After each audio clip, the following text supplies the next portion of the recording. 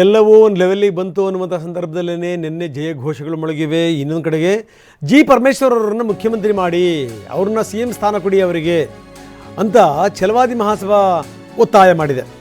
ಬಳ್ಳಾರಿಯ ಛಲವಾದಿ ಮಹಾಸಭಾದ ಜಿಲ್ಲಾಧ್ಯಕ್ಷರು ಈ ಒತ್ತಾಯವನ್ನು ಮಾಡಿದ್ದಾರೆ. 8 ವರ್ಷ KPCC ಅಧ್ಯಕ್ಷರಾಗಿದ್ದರು ಪರಮೇಶ್ವರ್.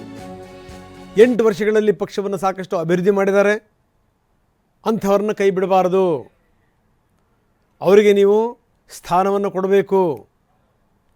ನೀವೇನಾದರೂ CM ಸ್ಥಾನ ಕೊಡಲಿಲ್ಲ ಅವರಿಗೆ ಅಂತಂದರೆ ನಾವೆಲ್ಲ ಪಕ್ಷದ ಪರವಾಗಿ ನಿಂತಿರುವಂಥವರು, ಪಕ್ಷದ ನಿಷ್ಠೆಯ ಬಗ್ಗೆ ನಾವು ಮರುಪರಿಶೀಲನೆ ಮಾಡ್ತೀವಿ ಅನ್ನುವಂಥ ಎಚ್ಚರಿಕೆಯನ್ನು ಕೂಡ ಕೊಟ್ಟಿದ್ದಾರೆ ಛಲವಾದಿ ಸಮುದಾಯದ ಅಧ್ಯಕ್ಷರು.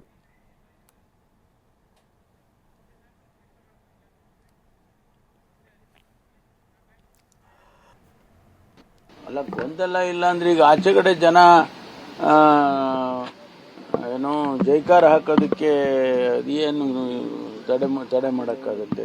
ನಾನು ನಿನ್ನೆನೂ ಹೇಳಿದೆ, ನಾನು ಒಬ್ಬೊಬ್ಬ ಲೀಡ್ರಿಗೆ ಒಂದೊಂದಷ್ಟು ಜನ ಅಭಿಮಾನಿಗಳಿರ್ತಾರೆ.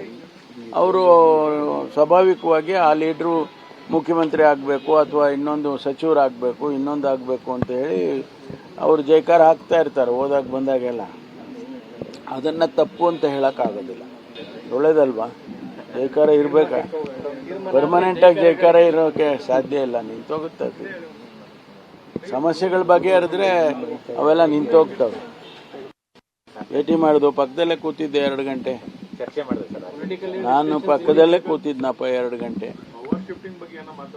ಯಾವುದು ರಾಜಕೀಯದ ಬಗ್ಗೆ ನಾವು ಮಾತಾಡಲೇ ಇಲ್ಲ. ನಾರಾಯಣ ಗುರು ಅವರು ಏನೋ ಅವ್ರ ಬಗ್ಗೆ, ಅವರ ಕಾಂಟ್ರಿಬ್ಯೂಷನ್ ಬಗ್ಗೆ ಅದನ್ನು ಮಾತಾಡಿದ್ವಿ ವಿನಃ ನಾವು ಇದು ಯಾವುದು ಅಲ್ಲ. ಅವರು ಇಲ್ಲೇ ಬಂದಿದ್ರಲ್ಲ,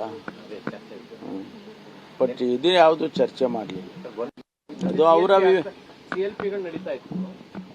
ವಿವೇಚನೆಗೆ ಬಿಟ್ಟಿದ್ದು. ಮುಖ್ಯಮಂತ್ರಿಗಳಿಗೆ ಹಿಂಗೆ ನೀವು ಮಾಡಬೇಕು ಅಂತ ಯಾರಾದರೂ ಹೇಳೋಕ್ಕಾಗತ್ತಾ? ಅವರು ಸಭೆ ಕರೆಯೋದಾಗ್ಲಿ ಅಥವಾ ಅವರು ಚರ್ಚೆ ಮಾಡೋದಾಗ್ಲಿ ಅದನ್ನೆಲ್ಲ ನಿಯಂತ್ರಣ ಮಾಡೋದಕ್ಕಾಗೋದಿಲ್ಲ. ಇನ್ನು ಇದೆಲ್ಲದರ ಜೊತೆಗೆ ನಿನ್ನೆ ಮೀಟಿಂಗ್ಗಳೇನಾದವು. ಆ ಮೀಟಿಂಗ್ಗಳಲ್ಲಿ BK ಹರಿಪ್ರಸಾದ್ ಪಾಲ್ಗೊಂಡಿದ್ದರು. ಅದಾದ ನಂತರ ಇದ್ದಕ್ಕಿದ್ದಂಗೆ ಅವರು ದಿಲ್ಲಿಗೆ ಹೋಗಿರೋದು, ಅದು ಬಹಳ ಗಮನ ಸೆಳೆದಿದೆ. ನಿನ್ನೆ ಬೆಂಗಳೂರಿನಲ್ಲಿ ಪ್ರತ್ಯೇಕವಾದಂಥ ಸಭೆ ಮಾಡಿದರು ಹರಿಪ್ರಸಾದ್. ನಿನ್ನೆ ಬಂದಾದ್ಮೇಲೂ ಕೂಡ ಸಿದ್ದರಾಮಯ್ಯನವರ ಜೊತೆಗೆ, ಹಿರಿಯ ನಾಯಕರುಗಳ ಜೊತೆಗೆ ಸಭೆ ಮಾಡಿದ್ರು. ಇದೆಲ್ಲವನ್ನು ಕೂಡ ಮುಗಿಸಿ ಇದ್ದಕ್ಕಿದ್ದಂಗೆ ನಿನ್ನೆ ಹರಿಪ್ರಸಾದ್ ದಿಲ್ಲಿಗೆ ಹೋಗಿದ್ದಾರೆ. ದಿಲ್ಲಿನಲ್ಲಿ ತಮ್ಮದೇ ಆದಂಥ ಪ್ರಭಾವ ಇದೆ ಹರಿಪ್ರಸಾದ್ ಅವರಿಗೆ. ಬಹಳಷ್ಟು ವರ್ಷ ದಿಲ್ಲಿ ರಾಜಕಾರಣವನ್ನು ನೋಡಿದಂಥವ್ರು ಇವರು. ಹೀಗಾಗಿ ದಿಲ್ಲಿನಲ್ಲಿ ಇವರು ಏನು ಮಾತಾಡ್ಲಿಕ್ಕೆ ಹೋಗ್ತಾ ಇದ್ದಾರೆ, ಯಾರ ಜೊತೆಗೆ ಯಾವ ಸಂಗತಿನ ಮಾತಾಡ್ತಾರೆ, ನಾಯಕತ್ವದ ವಿಚಾರಕ್ಕೆ ಸಂಬಂಧಪಟ್ಟಂಗೂ ಕೂಡ ಹರಿಪ್ರಸಾದ್ ಏನಾದರೂ ಮಾತಾಡ್ತಾರಾ?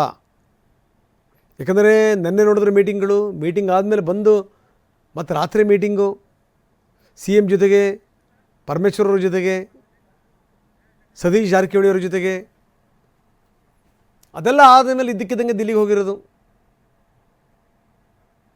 ಇತ್ತೀಚೆಗೆ ಅತ್ಯಂತ ಹೆಚ್ಚು ಅಹಿಂದ ಸಭೆಗಳಲ್ಲೂ ಕೂಡ ಅವರು ಪಾಲ್ಗೊಳ್ತಾ ಇದ್ದಾರೆ. ಹೀಗಾಗಿ ಏನು ಅಂತಂದರೆ ದೆಹಲಿಗೆ ಹೋಗಿರುವಂಥ ಸಂಗತಿ ಇದೆಯಲ್ಲ, ಅದು ಬಹಳ ಗಮನ ಸೆಳೆದಿದೆ.